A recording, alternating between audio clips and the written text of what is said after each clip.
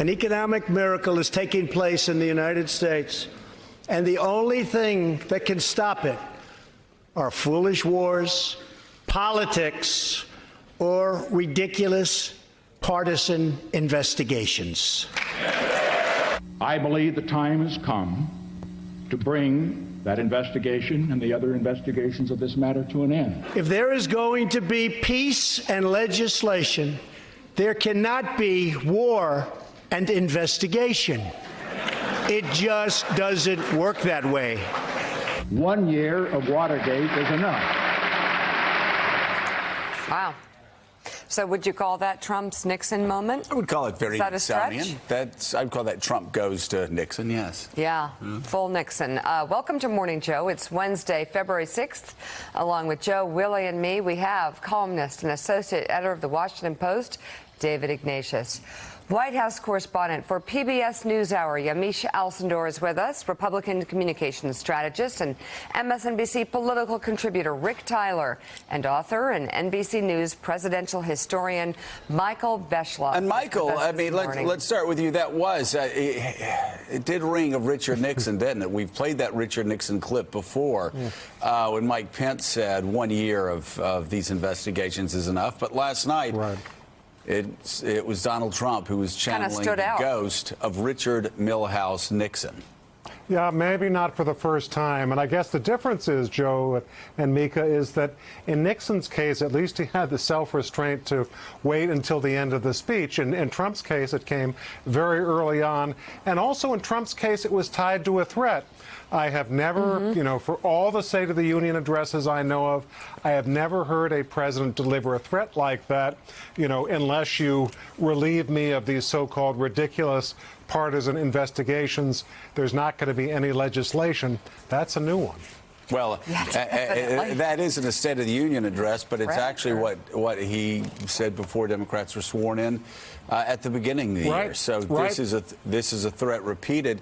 But you know, Willie, yesterday how I talked about how I had written 3 books, and I went back to look and see if I was still the consistent conservative I was. And unfortunately, I discovered that I was. But unfortunately, I also was embarrassed to find out that I had written the same exact book 3 times. It's a copy and paste. Come on. The same happens with Donald Trump's speeches. Oh, my gosh. We hear the same thing every year. And as Bob Costa tweeted in the middle of the speech last night, despite all the protests that we're going to hear something different, or that he's channeling Stephen Miller, or he's channeling Bannon, this is Donald Trump, because this is the same speech Donald Trump always gives. Yeah, I mean, if you look at that speech that he made, I actually went back and just watched the top of it again last night when he came down the escalator in June of 2015. It's not that different in pieces when he's talking about immigration and the wall and what's happening along the border than what he said right at the top of that speech. So this is who he is. Yes, Stephen Miller has found a vessel in Donald Trump to promote his worldview and to promote his ideas on immigration. But the president we heard standing in that room last night as president of the United States was not a lot different than the guy we heard come down the escalator in June of 2015. Yamiche, it's a lot like Maya Angelou said, when someone tells you who they are, believe them the first time. And the president's been telling us who he is over and over again, even before he started running for president in some ways. The president is really wedded to this idea that immigrants are criminalizing America and that the wall is the only way to stop it. The president said, I will build that wall. And to me, what I heard as a reporter who's waiting for the shutdown to see if we're going to end up with another one was the president saying, yeah, I want to maybe have a little bit of unity, but I don't want to compromise on anything, especially the wall, which is the reason that we got a 35-day shutdown in the first place. We can compromise except for the wall, which is the one thing we can't compromise Well, on. and also, even the one thing that we don't even bring up here, Rick Tyler, is that everything he said there, the speech was just packed with lies. He talks about an economic miracle. There's no economic miracle. This is we are in the middle of 8-year recovery that may be slowing down a bit. He talks about crime and showcases a family who suffered a horrific tragedy to try to highlight a trend that's not a trend at all. In fact, we know that native-born Americans are far more likely to commit violent crimes and be incarcerated than illegal immigrants. And then, of course, border crossings, the lowest since 1971. The lowest since 1971. The year that David Ignatius was born. That's a long time. Fact checker. Let me start by saying I think as speeches go, it was a good speech. I don't know there was a great State of the Union speech. It had a lot of applause lines. There was a lot for people to like. If you were a Democrat, you probably didn't like it. If you were Republican, there were some things to like. It was filled with little white economic lies, from jobs created to manufacturing jobs, which he seemed to include the Obama administration from the time he was elected on in his numbers. But I thought the worst part of it was the immigration, because of the way he painted immigrants, and that, and to me as a conservative, and well, Rick, and by the way, not because he's being insensitive, which he is, and racist, which I believe he is, because he's just flat out lying to the American people. Yeah, they're just wrong about the numbers and the way they characterize and paint immigration. Legal immigration has always been a net positive in the country.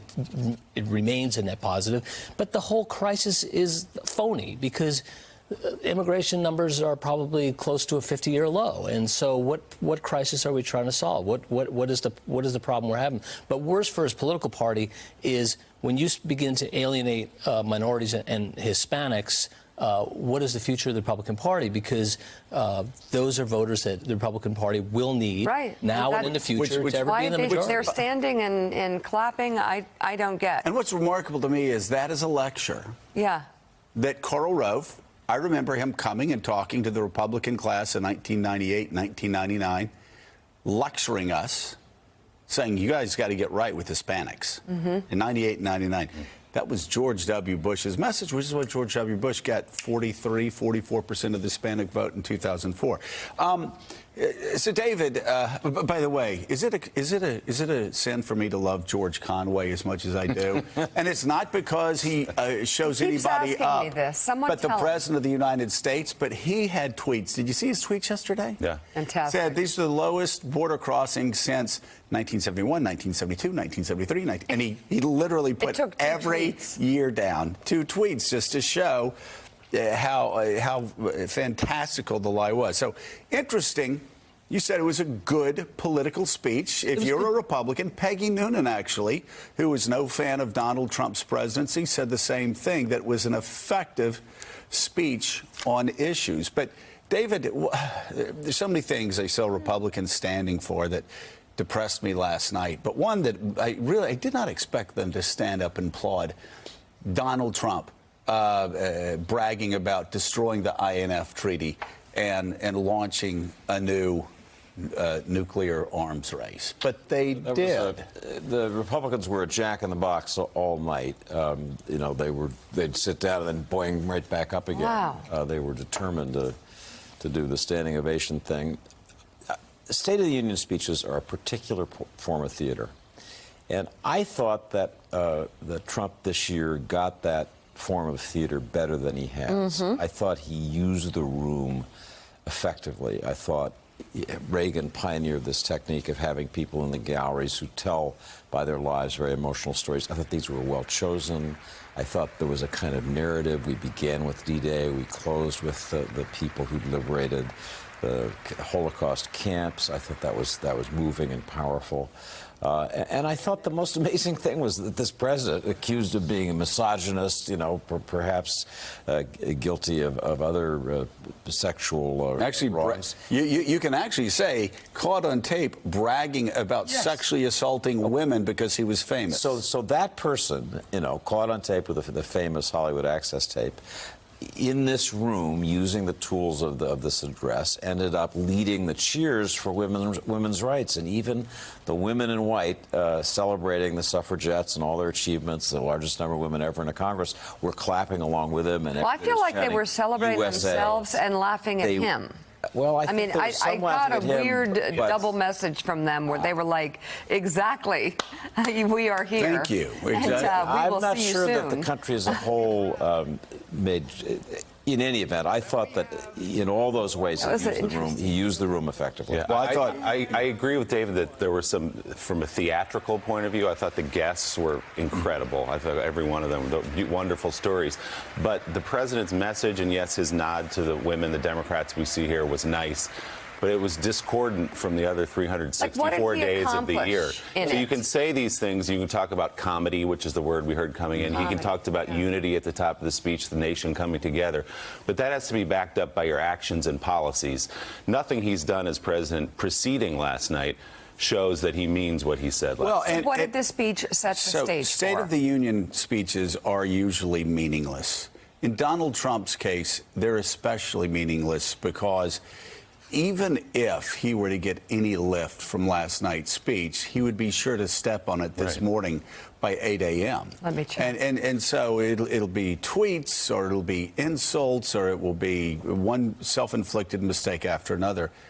That's what he does. I thought it was very interesting, though, in following up on the women applauding, saying, yes, thank you, because you are responsible for the greatest revolution in the electing of women in the United States Congress's history. I also thought it was interesting when he said, we will never be socialist. I thought Mike Murphy really had great insight when he said, the only reason why extreme candidates are being elected right now, the only reason that we are more open to socialist candidates in the country now is because of you. Exactly. You are requiring Americans to look for extreme answers to the crisis that you, Donald Trump, have created. He mentioned the life issue last night and abortion, and it was a strong 60 seconds, even though it came later in speech, if you were pro-life. But what is not said is he's responsible for that legislation in Virginia and New York because he got those people elected who would pass pro-abortion legislation. And so in a sense, he's responsible for it. Right. I thought the repartee between the women and it was kind of fun for him because they sort of jumped the gun. They took the fact that there were more working, 58% of the new jobs were created by women, and they sort of said, yeah, that's us, and they got up, and then he had the line, and it was. I thought that was kind of. It's worth watching again and looking at that. I do want to just say for Democrats, because it hasn't been mentioned much in the mainstream media, and I'm glad you brought up the late-term abortion legislation passed in New York and Virginia. This is such a blind spot for Democrats, just like NRA actions after Sandy Hook. You know, the video games and, again, refusing to pass any reasonable, rational legislation, painted Republicans as extremists. Democrats have a blind spot. They do not understand how out of step with America they are, not only passing extreme late-term abortion legislation, but then celebrating it.